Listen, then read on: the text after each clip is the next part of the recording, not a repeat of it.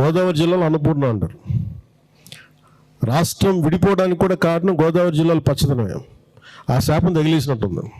ఈరోజు గోదావరి జిల్లాలో మొత్తం కొబ్బరి చెట్లతోటి, తెలంగాణ నాయకులంతా అంటారు కొబ్బరి చెట్లతో చాలా ఆనందంగా ఉంటుంది, మీరు ఏమంటుందని పచ్చదనంతో చాలా బాగుంటుందండి. ఈరోజు కొబ్బరి చెట్లు ముండలు కూడా లేవు, అంత దిష్టి తగిలింది కోనసీమకి.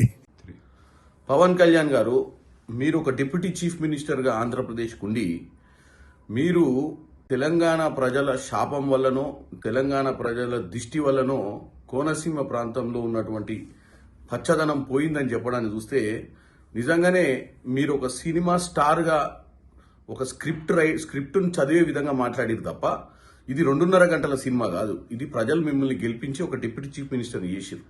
అక్కడ అటువంటి పరిస్థితి ఎందుకు వస్తుంది? దిష్టి తెలంగాణ ప్రజలది తాకినట్టుగా లేదు. మిమ్మల్ని గెలిపించి మిమ్మల్ని ముఖ్యమంత్రి చేసిన తర్వాత ఈ కోనసీమ ప్రాంతానికి నిజంగానే దిష్టి తాకినట్టుంది మీరు అలా మాట్లాడినట్టయితే. ఎందుకంటే మీరు వీలైతే ఎలా దాన్ని పరిష్కరించాలనో ఆలోచించాలనే తప్ప మీరు ఇలా ఇష్టం ఉన్నట్టు మాట్లాడొద్దని కోరుకుంటున్నాను.